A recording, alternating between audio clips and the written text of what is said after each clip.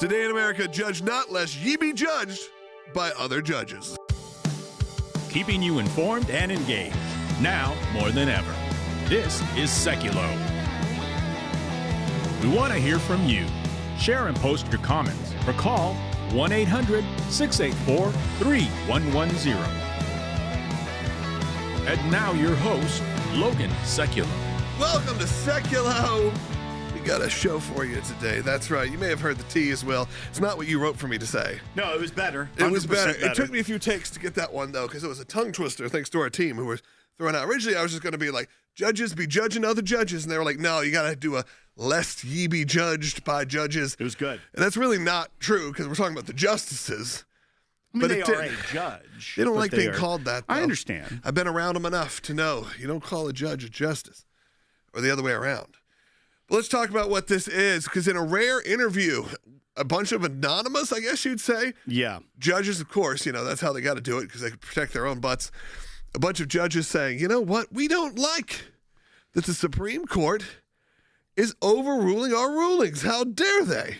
Right, all of a sudden, our partisan rulings are being overrun by their partisan rulings. You're seeing 12 federal judges that have given an interview to NBC News so that, you know, they chose a very fair national news organization, and they decided to air their grievances, so to speak, and say that they don't like what is called the shadow docket of the Supreme Court. That's the emergency docket when the justices are on out of session, when things can still be brought before the court on an emergency basis.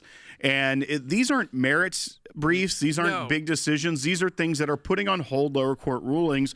But these 12 judges that decided to go speak anonymously to NBC News are saying, hey, this is dangerous that the Supreme Court is doing what they have full constitutional authority to do because it could put our lives in danger. And this is what I want to know what from these judges is versus the justices. These are lower court judges that oftentimes never get cases even heard by the Supreme Court that they saw. That's one thing. The second part is, and of course the Supreme Court can overturn them. But the third part is what Will said. They're not even overturning or looking at the merits. They're saying, you know what? You made this decision that's going to stop a national program from going into effect. How about we have a case first? Let's get the facts. Why don't you hear the facts first before you issue a preliminary injunction that could stop, like we talked about, those nationwide injunctions, that those are unconstitutional, that those are not correct under the law. And so the lower court judges are basically saying, you took our power away to act like many Supreme Court justices. Sorry, district court judges. That's how it works. We respect your work. You do a lot of the groundwork and the trial work, the hard work that goes into the legal profession. But this anonymous group is just wannabe Supreme Court justices. That was the end game. It's a bunch of wannabes. There would be no That's need why for they the didn't put United their name on States it. You know why they didn't put their name on it? Because if they did, they'd never be a nominee to the higher court, maybe their district court, maybe their circuit court. They certainly would never make it to the Supreme Court. They think they know better than the 9 justices appointed by the President of the United States. That our system doesn't work that way. It doesn't matter what they think. It ultimately matters what the Supreme Court thinks about. Usually, should something be allowed to continue, or does it have to stop while we have the case? That's it. Phone lines are open for you. I want to hear from you. 1-800-684-3110. Once again, that's 1-800-684-3110. Have your voice on the air today. We're also going to be talking about a few other topics, including the National Guard, whether they're going to be called into Chicago, what that's going to look like, as well as some more here on the Supreme Court. But any topics really up for grabs today. If it's in the news, we'll talk about it. Of course, the work of the ACLJ continues, and we're going to stand by that. Go to ACLJ.org right now.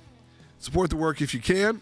Join us in the fight, though, by just signing petitions. You can do that. A lot of great, easy, free way to do it. I know we've been telling you for a couple months now about our 35 years celebrating the ACLJ. Well, now we're just going to say, hey, there's a lot of great free ways you can get involved. Subscribe on YouTube. Become a member of our email list. There's so many things you can do. Download the app. All of our content, 100% of our content is available not behind a paywall because of donors and supporters that give. And because of that, we're able to offer to you and all of your friends. Get them involved too. All of this incredible free content. That's on aclj.org or your favorite platforms. We'll be right back. A parent was refused transportation for the child attending a Christian school, which is a part of New Jersey law. Right. That the transportation, there's some school choice initiatives in this country that are not all just being able to use a voucher to go to a school, right. But sometimes it's okay, well, they can use transportation. They're violating the law in New Jersey. We're fighting that there. We're in court. We've got one where we're fighting for a teacher. We won for her. She was told, you can't be seen praying. That means you'd have to, I guess, be always behind a closed door that doesn't have a window, that doesn't have, that can't be opened. Right. I mean, very bizarre. Be anywhere a student could see it. These policies like that are insane. I want to go back to New Jersey. The law provides for it. If you're eligible for the school choice program in New Jersey, the law provides for transportation. So this is a law that is, again, not being followed, that New Jersey taxpayers, including the family we represent, they're paying for these services and not receiving them. They're paying for the education, deciding to take advantage of a program to go to a private school. But the state says, but we'll still get that New Jersey student there. And they're not doing it. I mean, they have been dragging their feet on this, and the taxpayers are paying for something that isn't being done. And so think about it. It's not just the effect on the student, but the effect on that entire family who is just trying to give their student a better education, now having trouble just getting them to that school. It's them trying to force them back into their public school system by saying, well, if they just went to one of our schools, they'd get picked up, no problem. That's right. And that teacher we talked about, we won that case in federal district court. Now it is on appeal because the school district is appealing it. Always be on the lookout. And if something seems off, contact the ACLJ, aclj.org/help. Or someone will be able to review it, be able to guide you through it, and none of that costs you a penny.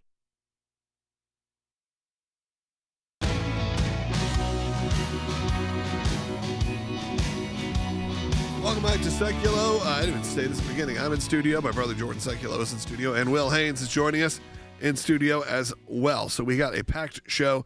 We're going to restate, because I know a lot of you are just joining us right now. I'm looking at the numbers. A lot of you who are joining us on YouTube just logged in after this first segment. So, Will, let's give a little breakdown of what's going on when they see maybe a headline that says breaking federal judges turn on the Supreme Court. What does that mean? Of course, judges have been in the news now for all of the Trump presidency on this term, as we've seen rogue judges do their thing. And now those rogue judges are even more upset that they're being shut down, that they have a Supreme Court that not 100% of the time, but sometimes is ruling against their politics, if you will. Well, and this is specifically referring to the emergency docket, what is sometimes called the shadow docket of the Supreme Court. This is when the Supreme Court is not in session. The end of their term happened in July. They don't come back until October. So during this interim period, people can still take emergency motions to the Supreme Court. These aren't full merits cases. These aren't getting to the real heart of these issues. It is basically asking for things like a stay on a lower court ruling so that the case can be then flushed out more within the entire court process. And the Supreme Court has given President Trump and the administration some what would be called victories of granting a stay or doing something that is in favor of them, but they still haven't won the case. The case is nowhere close to being over. A lot of these things have to do with funding issues, whether the big one that was talked about was the Department of Education. There was a block on a lower court ruling that stopped them from shifting what the Department of Education looked like. But this interview is from what they say is a dozen federal judges that have voiced their concern to NBC News. They claim that they were appointed by both Democrat and Republican presidents, and they are serving around the country. And they are concerned that the Chief Justice could be doing more to defend the integrity of their work. And as well, they are concerned that these rulings, that because it's the emergency docket, there aren't fully flushed out opinions per se. This isn't giving a ruling on the merits of a case. They're saying because sometimes it's as short as because of the procedural rules here, the stay is granted, and that is giving fuel to the fire of what they are claiming are threats against them and other issues. Jordan, it's kind of shocking to hear federal judges run to the media in such a way like this. About procedural law. Like, ultimately, the court could agree. They're not taken off the case, by the way, when something like this happens. So as the case continues, and they could ultimately come down with a decision, and it moves on. Maybe we're talking about appellate court, and it moves on to the Supreme Court, and the Supreme Court ends up siding with one of these 12 judges that has complained about the Supreme Court issuing procedural rulings without explanation. And again, this is like, should the injunction go into place? Should there be a stay? It has nothing to do with the fact that these judges could ultimately be fully vindicated, probably oftentimes are, by the U.S. Supreme Court. And so what they're mad about is that the Supreme Court would even consider part of their procedural decision-making as incorrect. Well, and Jordan, that's the other issue. A lot of them are saying, they want more explanation from the Supreme Court, but in some ways that could harm the integrity of the Supreme Court. If they start issuing 30-page opinions about a procedural issue and then go into all this rationale, one, a lot of times, like you said, these aren't necessarily indicating how the final merits will outcome. Right. Then the Supreme Court could find themselves in a bind. During this time when they aren't in session, write something that could then be contradicted later when they get into the merits of the case, could also set up a situation where it lowers the trust or integrity in that final ruling because of a knee-jerk reaction or something that was written in a longer opinion about a procedural motion, that wouldn't be the proper way per se. Now, they have done longer explanations when it's warranted, right, but for the vast majority of these, that isn't how it should be done. No, it's not how it should be done. And remember, you flip this around, as Will said, these were judges using procedural law to make merits-like decisions that would stop a program under the Trump administration if it didn't make it to an emergency docket, which most don't, that could effectively stop a program for the entire remainder of the Trump administration because the case might take a few years to get all the way to the U.S. Supreme Court. What the court has done has prioritized cases involving executive power disputes between states and the federal government, and between the separation of powers, of course, as well, inside the federal government. But what we're seeing is a lot of state versus Trump. And so, of course, those are going to be priority cases because you have to make that decision. First, procedurally, are you going to allow this program to move forward? Do you believe it's more likely than not that this could be found to be constitutional? And you can differ on that.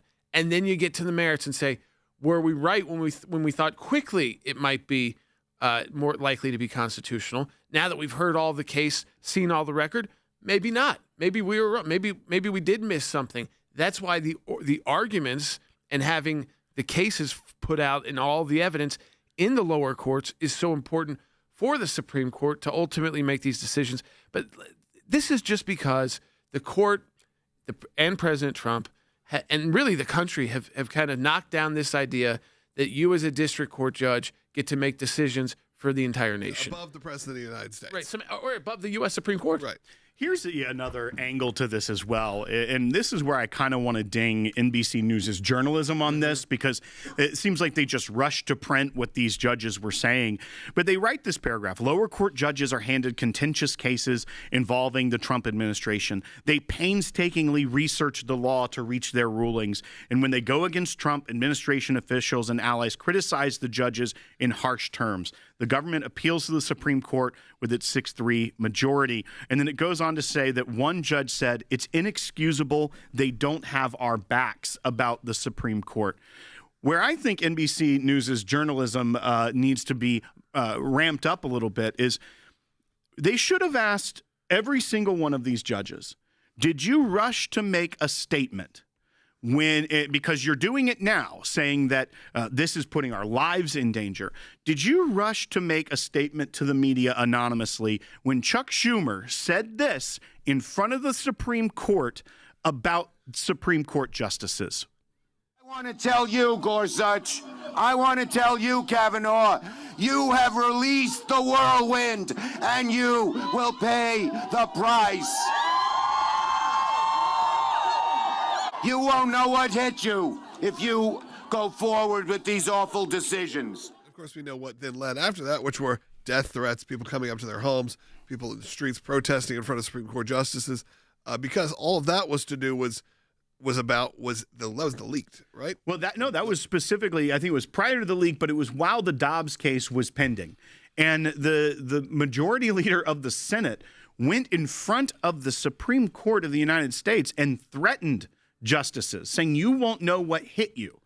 And did we hear, and I don't know, I genuinely don't know, these are anonymous judges, but did they rush to the media to make a statement and say, this is unacceptable, this is a violation of the separation of powers, they are threatening, putting undue pressure on, and instead, what we do see is them rushing to the media here to say, the Supreme Court doing what the Supreme Court is constitutionally able to do is threatening our lives. It's nonsensical that they would rush to the media to do this. Well, this is my favorite part of it. So an anonymous Barack Obama appointed judge said that while the Supreme Court could do more to explain itself, and certainly there's a strong sense in the judiciary among judges ruling on these cases, the court is leaving them out to dry.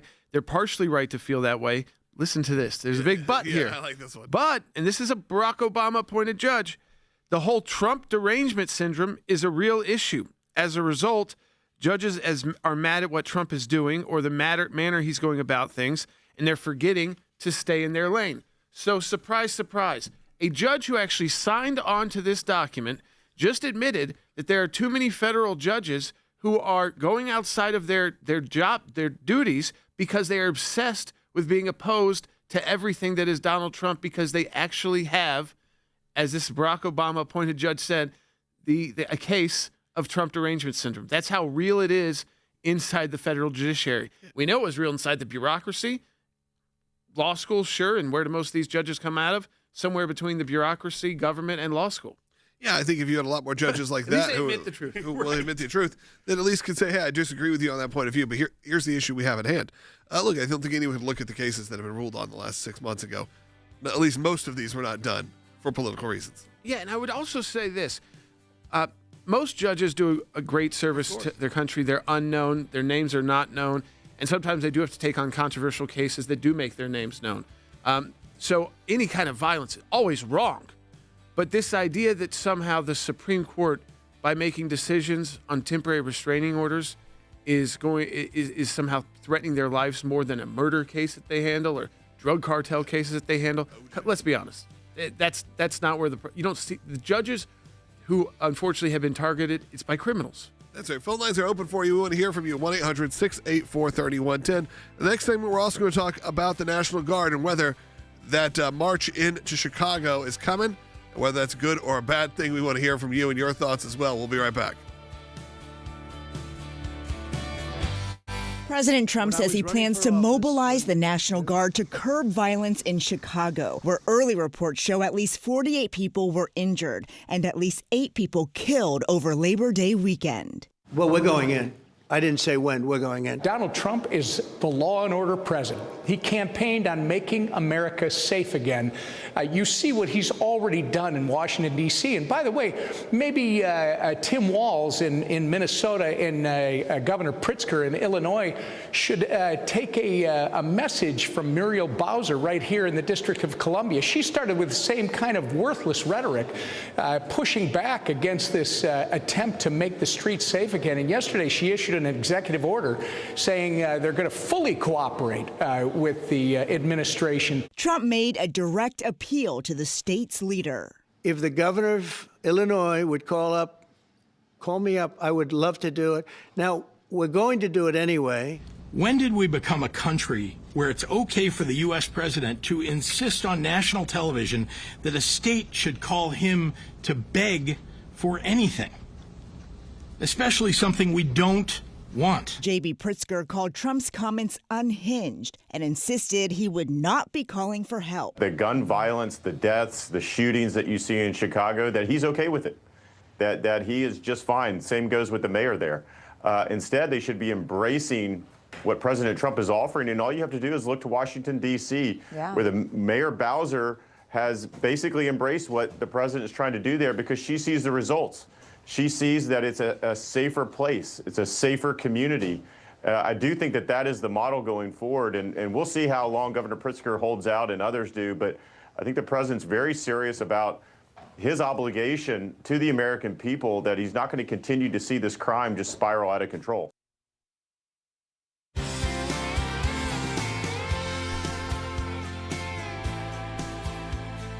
Welcome back to Sekulow. Phone lines are lighting up. We're going to do our best to get to as many of you as possible. We did want to move this conversation a bit to the crime situations happening in not only Washington, D.C., and what the Trump administration has done. Of course, it's a little easier to federalize what's going on in Washington, D.C., since they're not a state.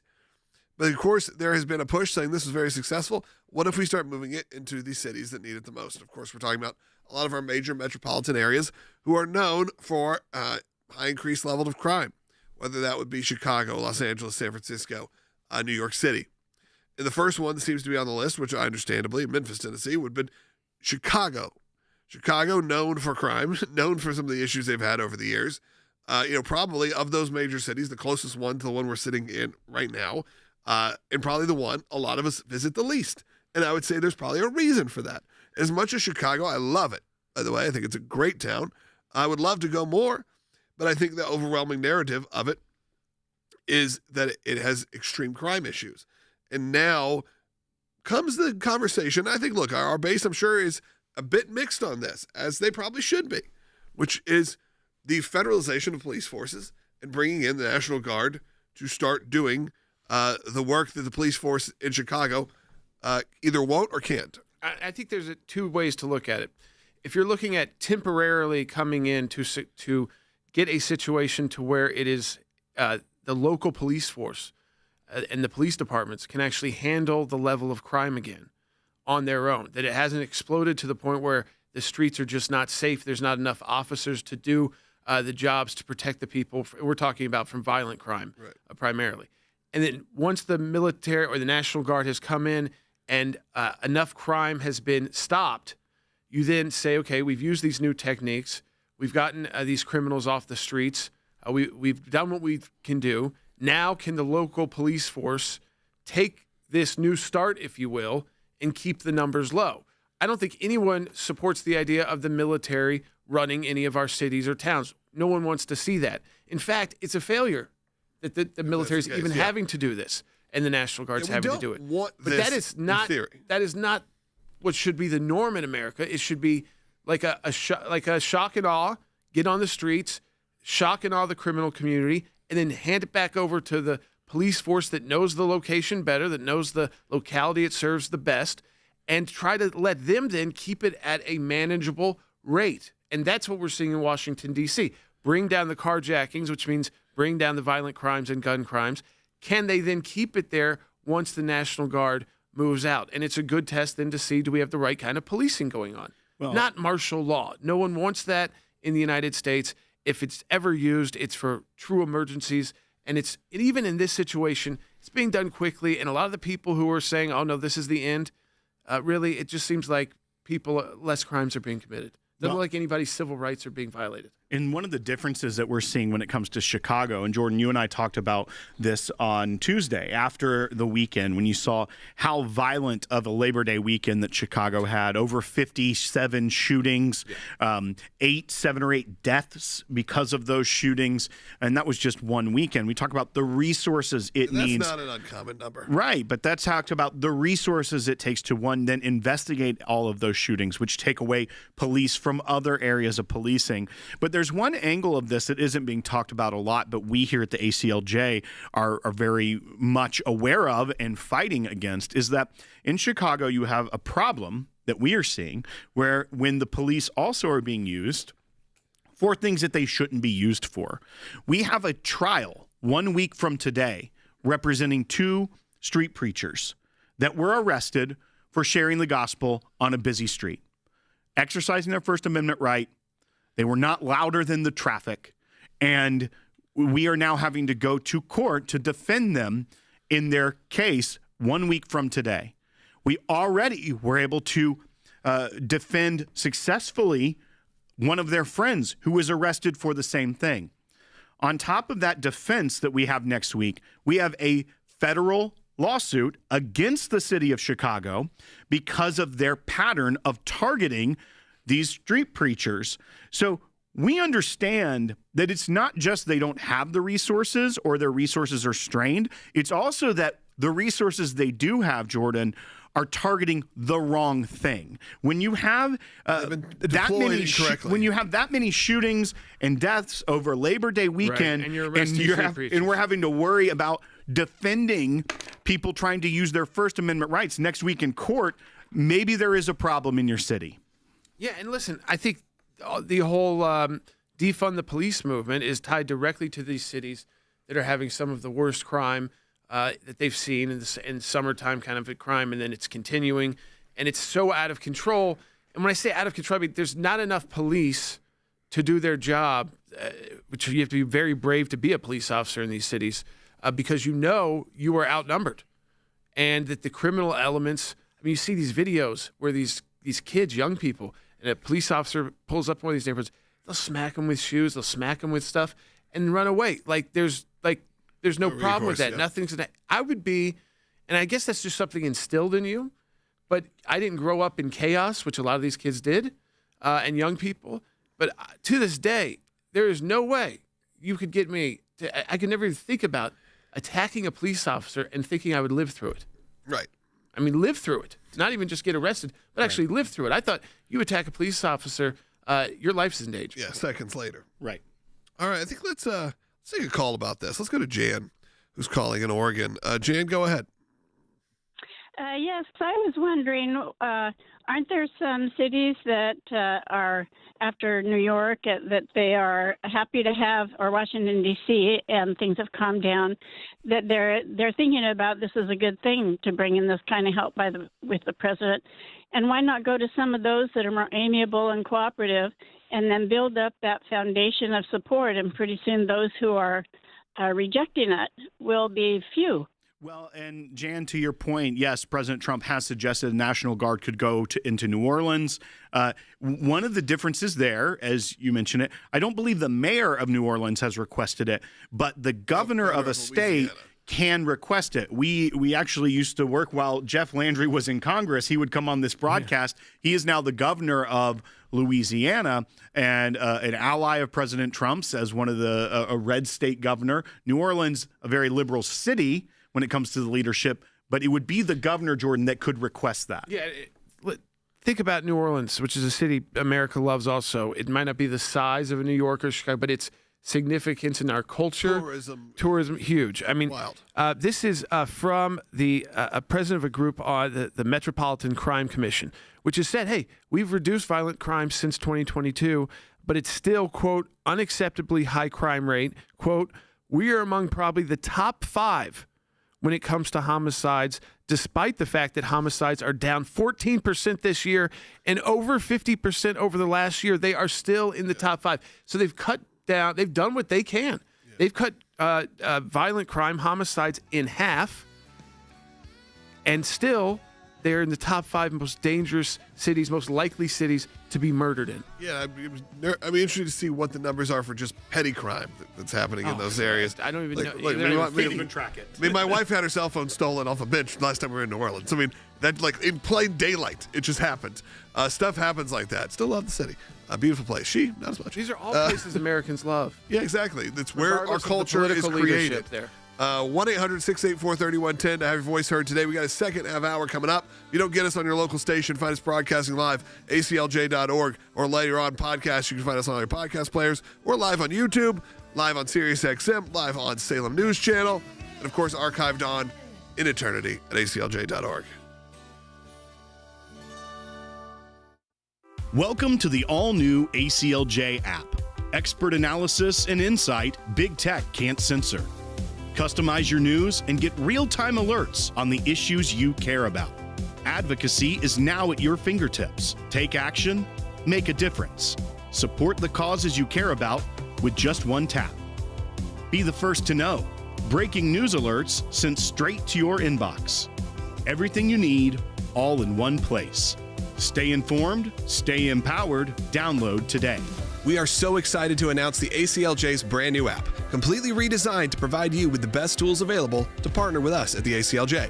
You can watch the daily Sekulow program, Sign the petitions, customize your ACLJ membership experience, donate with the click of a button, and receive up-to-the-minute critical updates that the mainstream media can't censor. Just scan the QR code on your screen or go to your phone's app store, search ACLJ, and click install. It's that simple. Keeping you informed and engaged, now more than ever. This is Sekulow. And now your host, Logan Sekulow. Welcome back to Sekulow. We got a few lines open for you. 1-800-684-3110, 1-800-684-3110. We're talking about a couple different topics. One was the Supreme Court, how a group of judges went anonymously to the press, to NBC, to share their disappointment with the United States Supreme Court that they have been overturning their overturns.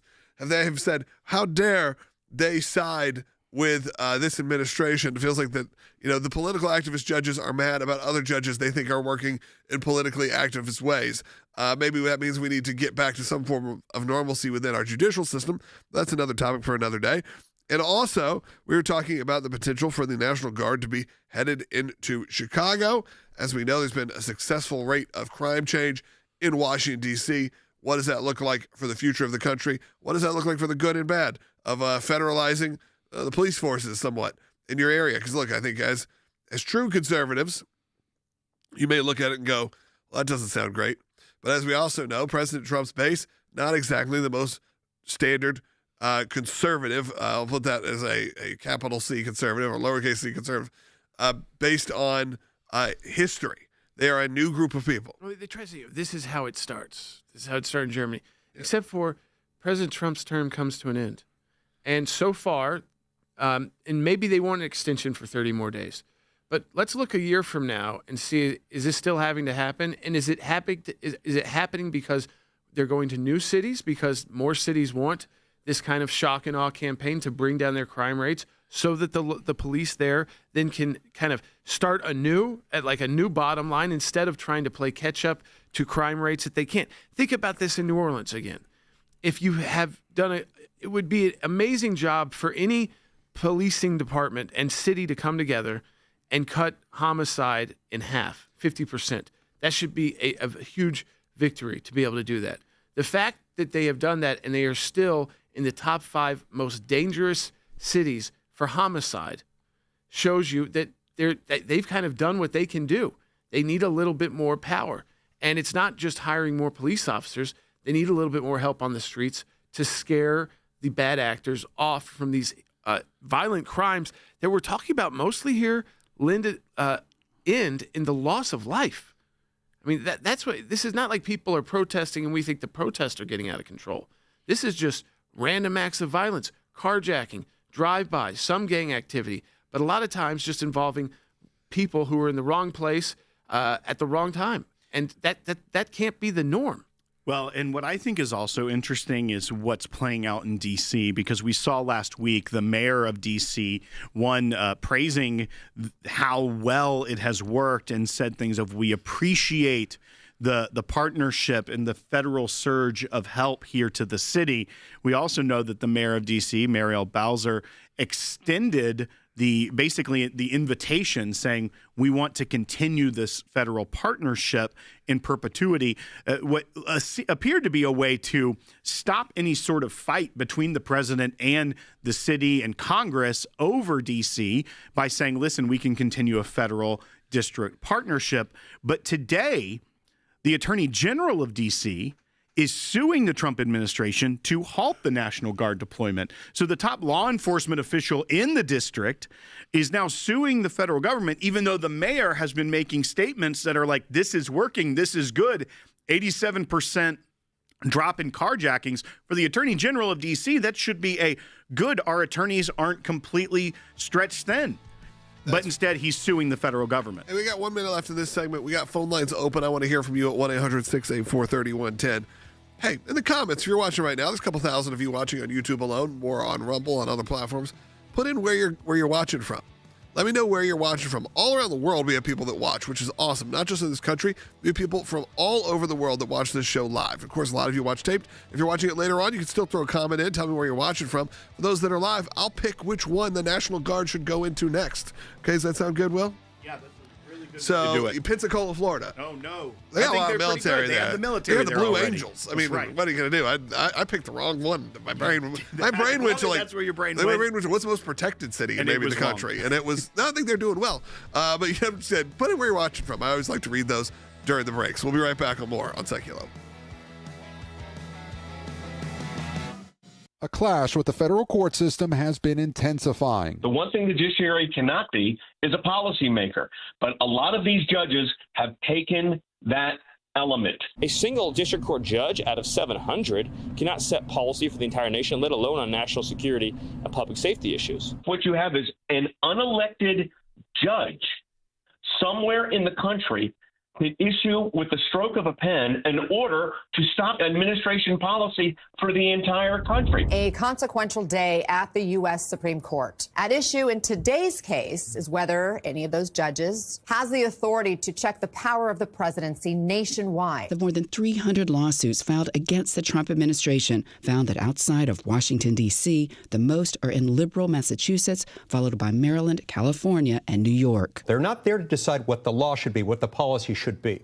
They're there to adjudicate based on what the law says, to interpret what it says. These guys are making policy, and they're doing it under the guise of judging. This is a big win out of the Supreme Court of the United States. Of course, you remember the ACLJ was representing West Virginia and the West Virginia Attorney General. Authored by Justice Barrett, and in what Barrett's opinion held was that some say that universal injunction gives the judiciary a powerful tool to check the executive branch. But federal courts do not exercise general oversight of the executive branch. They resolve cases and controversies consistent with the authority Congress has given them. The argument that we put forward was used in large part by Justice Barrett in her majority opinion. The ACLJ team can get behind something like this. It really shows how amazing the work can be done. This is a big win for our country. This scourge of nationwide injunctions was only going to get worse, and we had to step in and do something. And I'm just really thankful that we were able to play a part in this, and even more thankful for the 6 majority judges who agreed with us.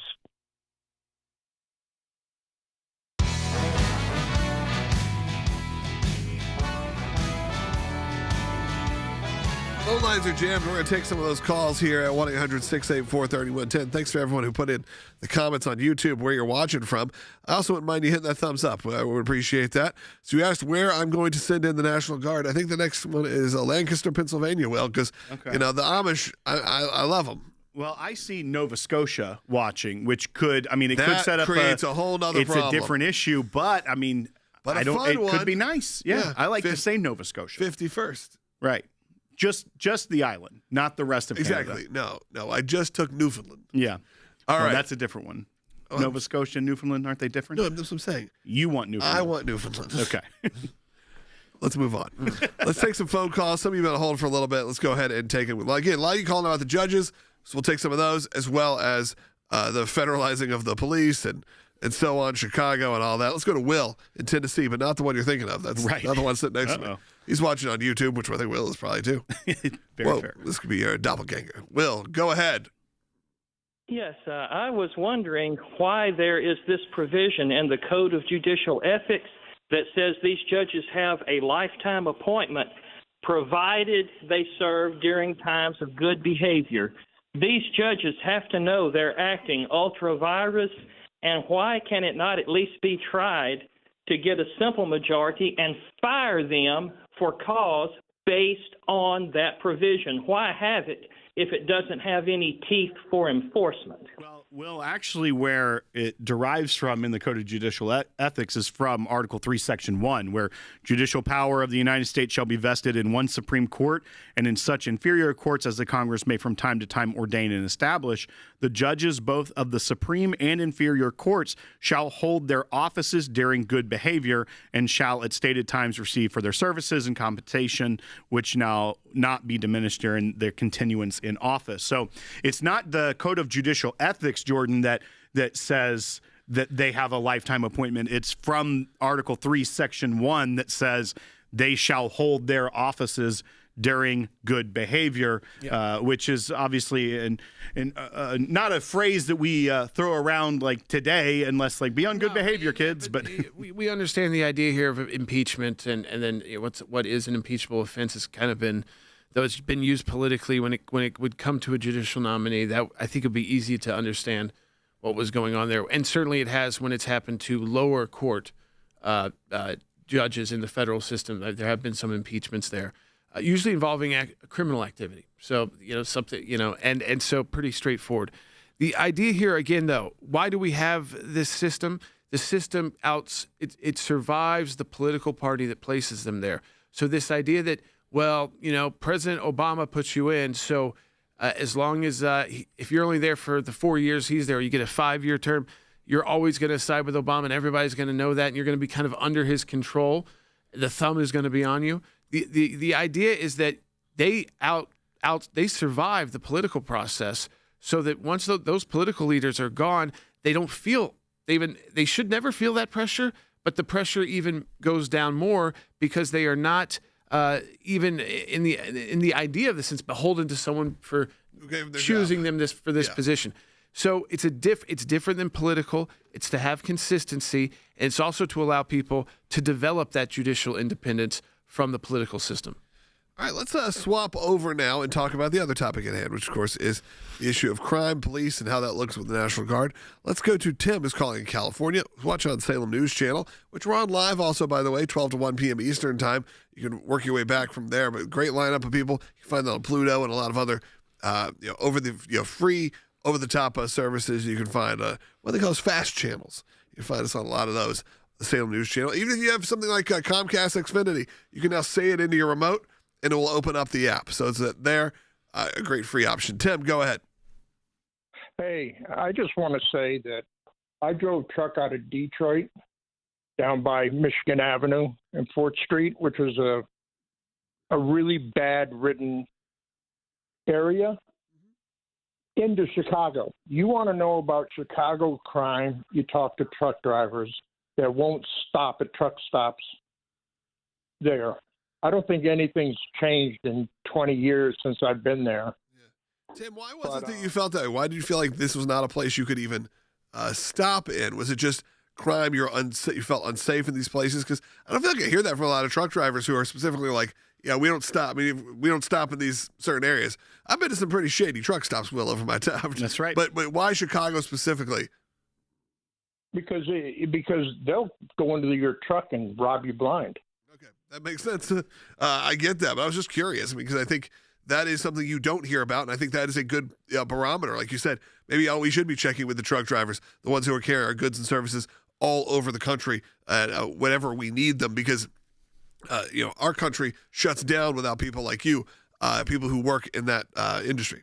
Well, and the irony here of Chicago is that Chicago has always been known as, the mobster city, that there's been corruption and in the government there. There's been Al Capone and things of that nature. But this is 2025. Like, there's nothing nostalgic about a crime-infested city. And yet when J.B. Pritzker and the mayor are sitting around saying, like, we don't need your help. We are Chicago. We are strong. It's like, no, you're getting more and more dangerous. You should want to get beyond the legacy of danger in your city and move on to being a part of one of America's treasures. You should be one of the places people want to go. And when you're having the people who handle the logistics of America, like our caller Tim here, that nothing we have, we would be able to go to a store and get if it weren't for those people like Tim that transport our goods and services. If they're afraid to go in your city or stop in your city, maybe you've got a problem, and you're not just your own citizens, but you're doing a disservice to every single person in your state if the logistics could be disrupted because of the crime in your city. See what small impact of that truck stop that is now not going to be served. Right. And that's the smallest scale. Yeah, I mean, you think about people that, again, they have to move, they have to work at nights to keep these cities going. They are, the truck drivers who are moving through areas usually, again, 24 hours a day, sometimes a lot of people around, knowing that they've got goods on their vehicles and that are valuables in places where it's unlikely that there's going to be a police officer just happens to be there to help them. And so, again, anytime the flow of goods and interstate commerce is being affected by crime rates, it becomes a federal issue. So if you can't get your goods into the other state and someone's bought those goods, that's interstate commerce. That's in our Constitution as well. It's a violation, and almost a sense of if the crime has gotten that bad. It's like the federal government's job to go open up waterways. They also have to make sure that that our industries are able to deliver their goods where they need to go. I mean, and so all of this, I think, is what was forgotten by this move. I think we focus in on, this is like martial law in cities that were primarily Democrat and didn't like President Trump, so he's targeting them. It has nothing to do with that. If he actually thought that way, why would he send National Guard to help these cities if he thought it was all about politics? He's going there to help them regardless of their politics because they are Americans, and it's his job as president to protect us as best he can with the power that is delegated to him by the U.S. Constitution. And this is one of those powers that you were able to use. And again, you don't have to use it all the time, and you don't use it for political purposes. You use it so it's safe to work in downtown Chicago, because it doesn't matter if you're a Republican or a Democrat. If San Francisco falls apart and Chicago falls apart or New York falls apart, we have a serious economic problem in our country. Yeah. And so, as you said, these are kind of the cities that make what the world knows America for in a positive way. That we were able to build not just one or two major cities in our country, but we have all of these different capitals and states that make up this diverse nation, that the whole world can name you more cities in the United States than they can in their own country. Well, like you said, we were spending time in Europe, spending time in the UK over the summer months. Flip on the news. In the news, yes, has to do, we talk, I think, more about what's going on in the UK than they do right now. What you're seeing mostly is President Trump, and how President Trump's impact on what's going on there could be being exported to the UK right now, could be being exported to Europe right now, because they are seeing the bubbling up of what's happening. Because as you said, and where are they seeing? They're seeing Washington, D.C., New York, Chicago. They're seeing these cities. They're watching the same television shows that you're watching. They're streaming the same movies. And those movies often take place in those areas. Romanticized versions? Sure.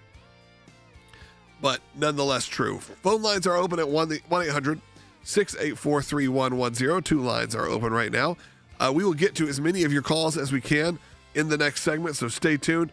Right now, we talk about Chicago, and they won't let President Trump come in and help, but you can get involved in what's going on in Chicago right now, because we know that though they may not be wanting that help, they are going after street preachers who are being prosecuted, arrested, just for sharing the gospel on the streets.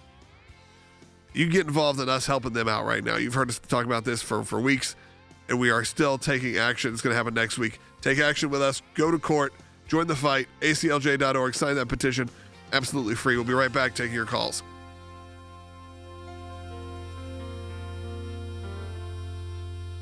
President Trump says he plans to mobilize the National Guard to curb violence in Chicago, where early reports show at least 48 people were injured and at least 8 people killed over Labor Day weekend. Well, we're going in. I didn't say when. We're going in. Donald Trump is the law and order president. He campaigned on making America safe again.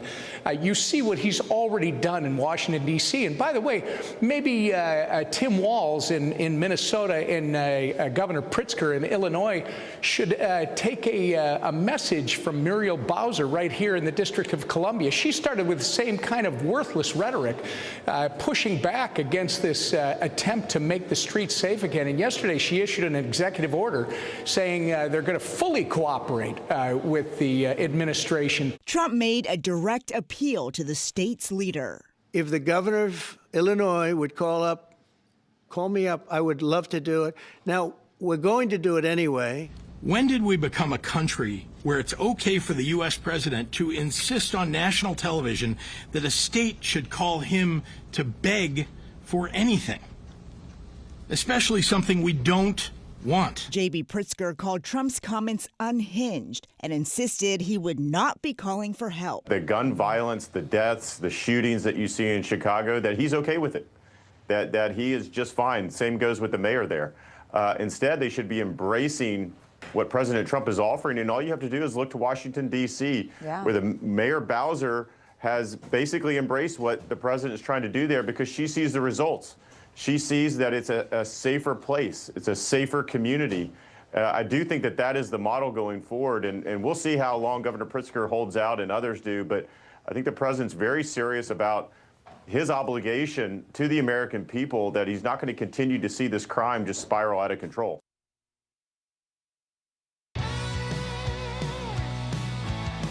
Welcome back to Sekulow. We are going to take your phone calls. We do got 2 lines open at 1-800-684-3110. But to make sure we get to as many as we can, because some of you have been on hold for close to a half an hour, I want to make sure we kick it off right off the top. Let's go to Candy in Georgia, watching on YouTube. Go ahead.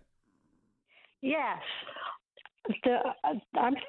The federal judges and Schumer are acting like children pulling a tantrum because their parents told them they aren't allowed to do something.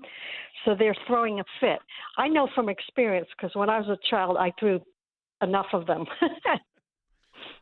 And that's my comment. Candy, that's a fun comment. It does feel like that's somewhat, they're just upset that someone is calling them on their madness. And Will, yeah, we all got kids. Well, I think a lot of the irony here, too, is that they are complaining that their rulings aren't just being taken for face value when, one, we know that the Supreme Court had already tamped down some of their power earlier with that ruling on universal injunctions, basically saying, hey, you need to stay in your lane. You've gone a little bit too far. You've gotten, as you would tell your kids, like, you need to follow the rules and do what you're supposed to do. And here they're like, wait, why don't you just take what we say as the rule of law? And, well, it's because that's not how the Constitution works. The Supreme Court is established by the Constitution. These inferior courts, as it may be put forward by Congress from time to time as they see fit. But this isn't something that, the District Court for the Eastern District of Tennessee is not established by the Constitution itself. That's right. So I think that ultimately here, when we're looking at this idea of the tantrums, we're going to get killed because of procedural issues. Whoever thought someone's going to get killed over a preliminary injunction? The truth is that when you look at the difference, President Biden and his administration, they filed 19 applications in this docket, the shadow docket, right? Which is really, it's just it's a time when the Supreme Court either is not sitting, and it's procedural matters, or someone's usually it's death row.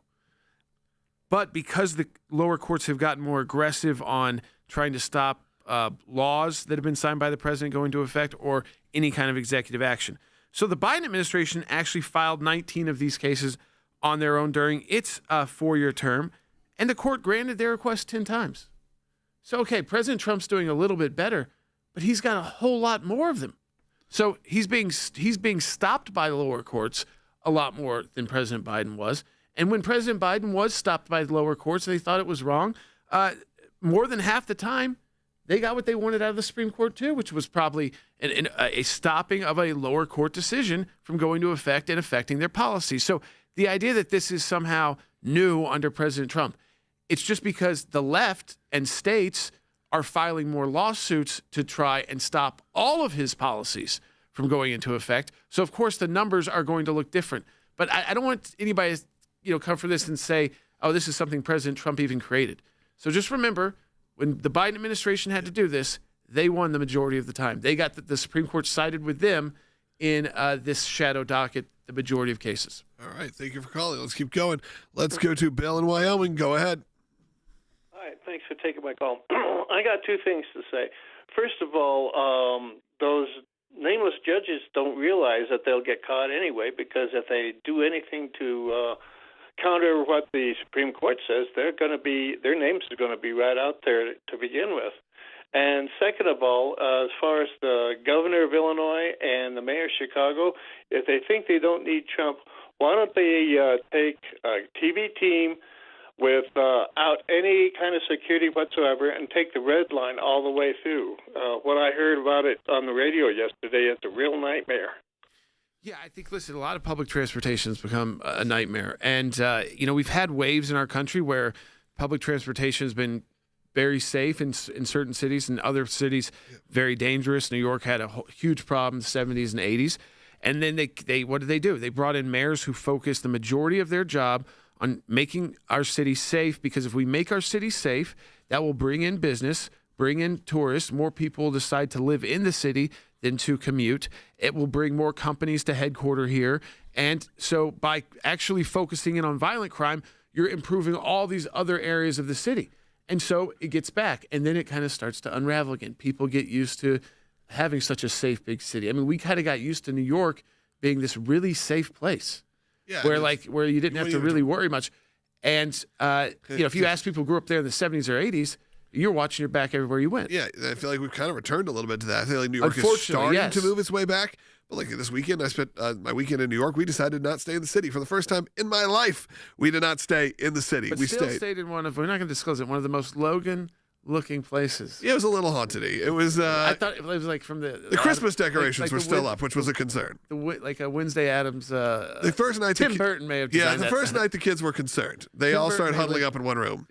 But you know what? That's how I roll. Anybody come to visit you in that place? I'm not going to discuss it on air. One little quick irony to Bill's first comment about the judges, though, is that their big complaint is that the Supreme Court justices aren't explaining themselves enough, but yet they are anonymously giving these statements. They're not letting the world know what they really think, but yet they're criticizing the Supreme Court for not letting the world know what they think. Let's move on. Two calls have been on hold one's been on hold for over 20 minutes. Let's try at least get to that. Steve in Virginia, go ahead. Still stay on hold. Others will try. Steve, go ahead. Steve. Hi, gentlemen. I'm calling in regard to your defense of the street preachers. It reminds me of a Bible verse in Romans chapter 10 that says, "How beautiful are the feet of them that preach the gospel of peace and bring glad tidings of good things." And it occurred to me that because you guys are going to defend these preachers in court, the message of the gospel of peace might even get out to an even broader audience than it otherwise would. I appreciate that. I know our attorneys appreciate that as well, because we do this work because we believe in it. When we represent these clients, we believe that what they were doing is right and legal, and we oftentimes agree with their message. Though we support free speech generally, that means sometimes you don't agree with someone's message. Oftentimes when they've come to the ACLJ to be an ACLJ client, we're with them 100%, and so we're their advocate so that others can be on that street corner. Because as most as people could say, there's people on the street corner screaming at. You'd be surprised by how many people's lives have been changed by someone who started up a conversation with them on the street. Absolutely. Let's go to Andy in Tennessee. Andy, this will probably be the last call of the day. Ronald, I'm sorry, call back tomorrow. Andy, go ahead. Hey there. I have a brother that's a truck driver that has to go to Memphis to get gas, fuel, and his truck is shot at. Yeah. Look, Andy, we're here in Tennessee, and Memphis, one of my favorite cities, by the way, in our state. I love Memphis, but I was there just a little under a year ago. I have to say, it was a much rougher experience. When you're there with your kids, it starts changing the way you look at the city.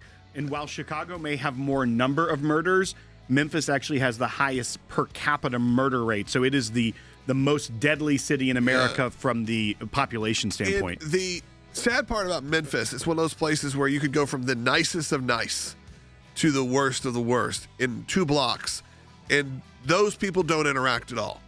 It is like 2 different worlds in one city. So we need to figure that out as well. That being said, I appreciate you guys all listening today. I know it's a very different topic, but we'll be back again tomorrow on Sekulow. Support the work of the ACLJ if you can, aclj.org. Sign our petitions, get involved. Of course, we talked about Chicago. We're supporting those street preachers in Chicago right now. We're going to be in court next week on that. And you can be a part of that team as well. Just go to aclj.org/sign. We will talk to you tomorrow again on Sekulow.